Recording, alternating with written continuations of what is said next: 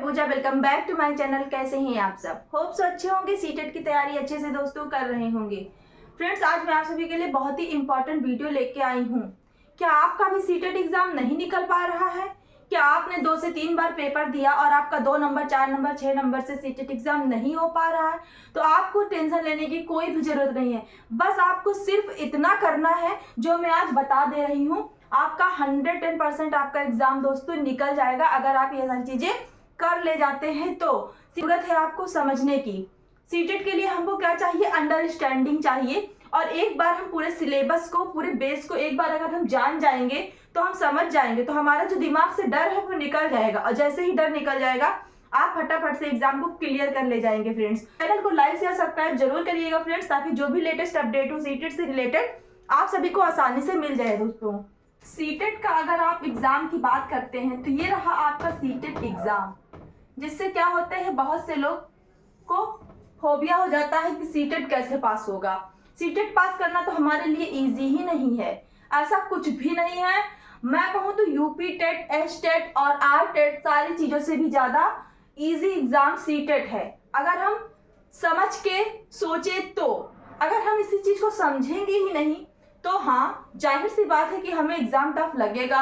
Examination hall में जाके हम घबरा जाएंगे तो क्या होगा, उससे 8-10 नंबर हमारे डर के मारे ही कम हो जाते हैं। तो पहले तो हमको डर निकालना है कि सीटेट का एग्जाम कोई ऐसा एग्जाम नहीं है कि जिसको पास न किया जा सके, या जिसमें जो है हम अच्छे से अच्छा स्कोर नहीं ला सकते। तो ऐसा बिल्कुल भी नहीं सोचिएगा दोस्तों। सीटेट के एग्जाम के लिए हमको क्या 2 चीजों का बहुत ही जरूरी है ध्यान रखना। ध्यान दीजिएगा, 2 चीजों का ध्यान रखना जरूरी है। जो पहला है वो है मेन, इसका फोकस है आपका सिलेबस। किस पे फोकस करता है? आपका सिलेबस पे। और दूसरा है आपका वो प्रीवियस ईयर पेपर है। प्रीवियस ईयर पेपर आपका बहुत ही ज्यादा मस्ट है, और सिलेबस तो किसी भी एग्जाम के लिए मस्ट होता ही होता है। तो अगर हम सिलेबस को जान लें तो सबसे पहले हम जानेंगे सिलेबस और उसके बाद प्रीवियस ईयर पेपर। पता सबको है, मुझे भी पता है, आपको भी पता है, सभी को पता है, लेकिन कोई करना नहीं चाहता। ये चीजें लोग क्या करते हैं, कल पे छोड़ देते हैं। तो ये हमें नहीं करना है। जानते सभी हैं लेकिन हम उसको इम्प्लीमेंट नहीं करते हैं अपने डेली टू डेली लाइफ में। तो क्या हो जाता है, कहीं ना कहीं हमारे 8-10 नंबर या 5-6 नंबर जो है कम हो ही जाते हैं। तो हमको ये बिल्कुल नहीं करना है। 1 मंथ ही केवल आपका एग्जाम जनवरी में होना है। हमारे पास केवल और केवल दिसंबर का मंथ है। अगर आप दिसंबर में सारी चीजें भूल जाएं, मान लीजिए कि आपको सोना है, खाना है, घूमने जाना है, सिर्फ 1 महीने की बात है दोस्तों। 1 महीने आप फोकस कर लीजिए सिलेबस और प्रीवियस ईयर पेपर पे। उसके बाद आप एग्जाम दीजिए, उसके बाद जो भी मर्जी आई कीजिए। सो क्या हो जाएगा, एक बार आपका एग्जामिनेशन जो है क्लियर हो जाए उसके बाद आप जो है टेंशन करने की कोई भी जरूरत नहीं है फ्रेंड्स। तो सिलेबस की अगर हम बात करते हैं तो आप सभी को पता होगा कि 5 सब्जेक्ट आने होते हैं। सभी को पता है फ्रेंड्स। हिंदी है हमारा, जिसमें कि हिंदी, इंग्लिश या संस्कृत, जिन्होंने इंग्लिश लिया है उनके लिए इंग्लिश है, या फिर जिन्होंने संस्कृत लिया है तो उनके लिए संस्कृत का है सब्जेक्ट। उसके बाद हमारा क्या आ जाता है, बाल मनोविज्ञान, जो कि रीढ़ की हड्डी कह सकते हैं हम इसको सीटेट की। ये जो बाल मनोविज्ञान है वो सीटेट की रीढ़ की हड्डी है, बैकबोन है इसका। क्योंकि बाल मनोविज्ञान के बिना कह सकते हैं कि शायद हम सीटेट को क्लियर ना कर पाए। यही एक ऐसा सब्जेक्ट है, यही एक ऐसा हमारा ट्रिक है जो कि हमें सीटेट को ज्यादा से ज्यादा स्कोर भी कर ले जा सकता है। और हमको सीटेट, हमें कितना भी कुछ आता हो, मैथ में हम भरे तीरंदाज हो, हमें इंग्लिश अच्छी तरीके से आ रही हो, या फिर हमको हिंदी ही आ रहा हो, लेकिन अगर आप बाल मनोविज्ञान नहीं जानेंगे तो सीटेट आप नहीं निकाल पाएंगे। तो ये हमारा जो है मोस्ट इम्पॉर्टेंट है, इसको हम मोस्ट इम्पॉर्टेंट लेके चलेंगे। इसको बिल्कुल भी भूलना नहीं है। अगर आप जरा सा भी भूले तो चूक जाएंगे।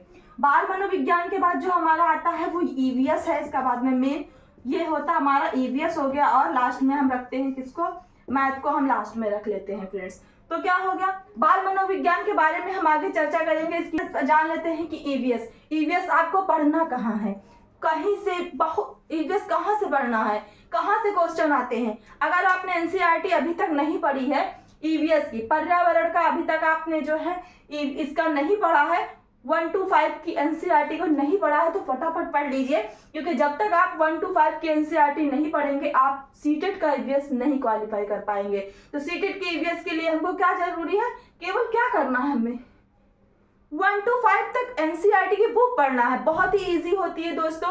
मैंने जो है अपने टेलीग्राम पे डाल भी दिया है, एनसीईआरटी बुक्स जो है आपको कहाँ से ऐप से मिल सकती हैं, तो टेलीग्राम पे भी जाके आप बुक्स को डाउनलोड करके वहां से ईवीएस का बस 1 to 5 पढ़ सकते हैं। 1 2 में आपका क्या है, कुछ भी नहीं है, 10 मिनट में आप पढ़ लेंगे। उसके बाद 3 4 5 में ही जो है जहाँ से क्वेश्चन पूछे जाते हैं ज्यादा, ठीक है। बात करें हिंदी में तो 15 नंबर आप जोड़ लीजिए, किसी पेडागोजी आता है, चाहे वो हिंदी हो, इंग्लिश, संस्कृत हो, आपका ईवीएस हो, और चाहे वो मैथ हो। बाल मनोविज्ञान तो आपका डिपेंड ही है, बाल मनोविज्ञान से ही तो डिपेंड ही है सारा पेडागोजी।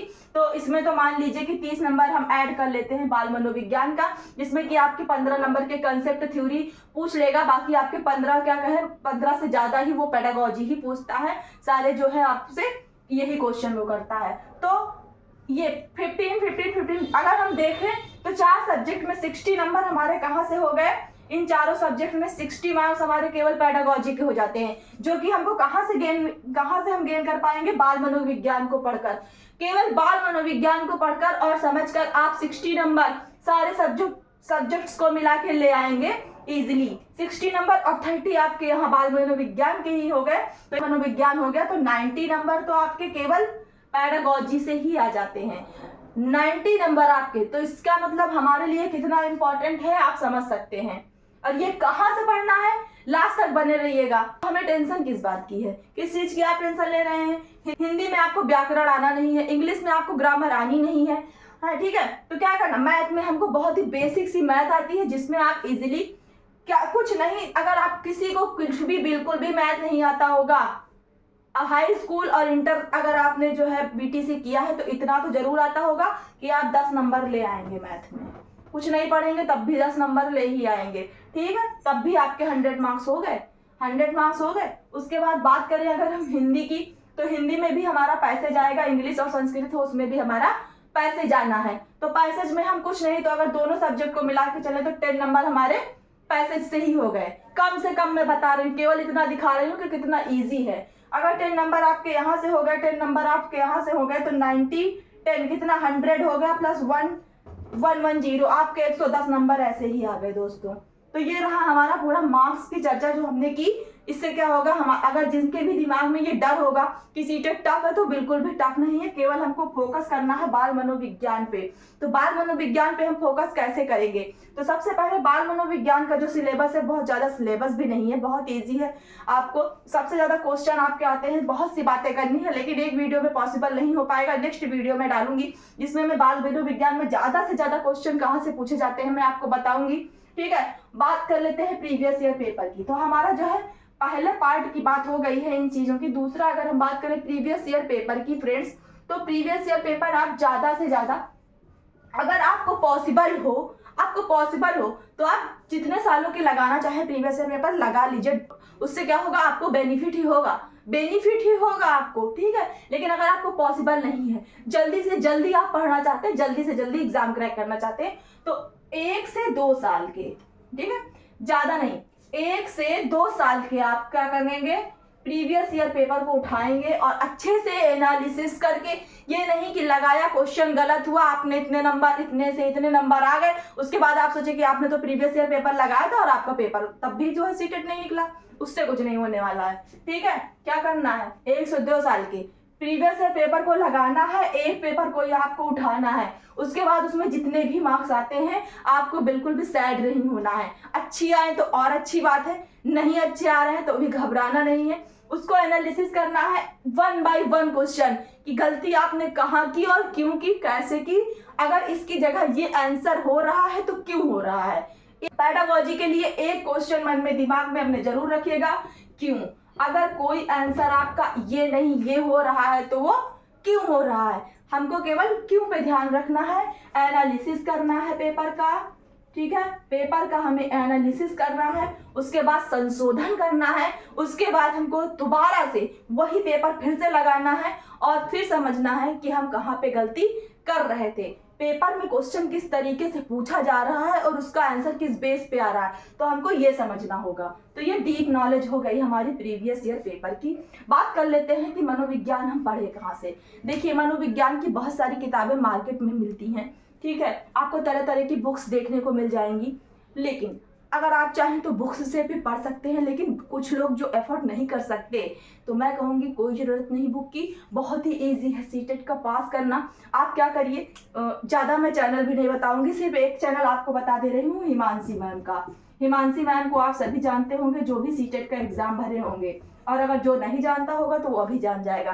हिमांशी मैम जो हमारी है वो यूट्यूब पे इतना बढ़िया सीटेट का मतलब पढ़ाती है, मैं क्या ही बताऊं आपको। मैंने सीटेट अपना क्वालिफाई किया था, तो मैं सच बता रही हूँ, मैंने हिमांशी मैम का एक भी वीडियो नहीं देखा था फ्रेंड्स, मैंने नहीं देखा था। मैं उस टाइम चंद्रा इंस्टीट्यूट से पढ़ रही थी, ठीक है। लेकिन क्या हुआ कि मैंने अभी जल्द ही इसका हिमांशी मैम जी का वो मैंने उनका प्रीवियस ईयर पेपर का एनालिसिस देखा। मुझे इतना ज़्यादा मतलब इतने ज़्यादा अच्छे से वो समझाती हैं, एक एक क्वेश्चन का वो ऐसा एनालिसिस करती हैं कि एक बार आप देखेंगे तो आप फैन हो जाएंगे मैम के। तो क्या करिएगा, आप जो है इनका आप यूट्यूब चैनल देखिए, इन्होंने इसमें प्लेलिस्ट में सारी चीज़ें बता रखी हैं अपनी।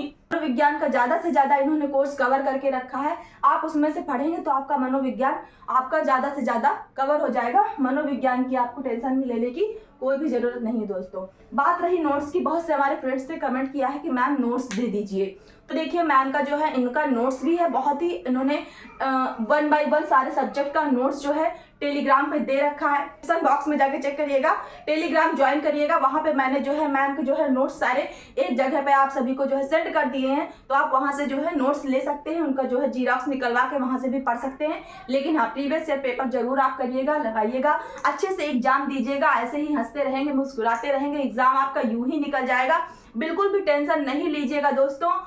होप सो आप सभी के इस बार 125 प्लस ही स्कोर आने वाले हैं। सो बेस्ट ऑफ लक आप सभी को, बस 1 मंथ है हमारे पास, अच्छे से तैयारी करिए। मेरे कमेंट्स और क्वेरीज मुझे जरूर भेजिएगा, मुझे नेक्स्ट वीडियो के लिए आसानी हो सके, और मुझे बहुत अच्छा लगेगा अगर आप लोग अपने कमेंट्स या अपने सुझाव जो भी मैंने गलतियां की हैं वो आप बताएंगे, तो मुझे बहुत अच्छा लगेगा फ्रेंड्स। मिलते हैं आपसे नेक्स्ट वीडियो में, तब तक के लिए बाय बाय दोस्तों।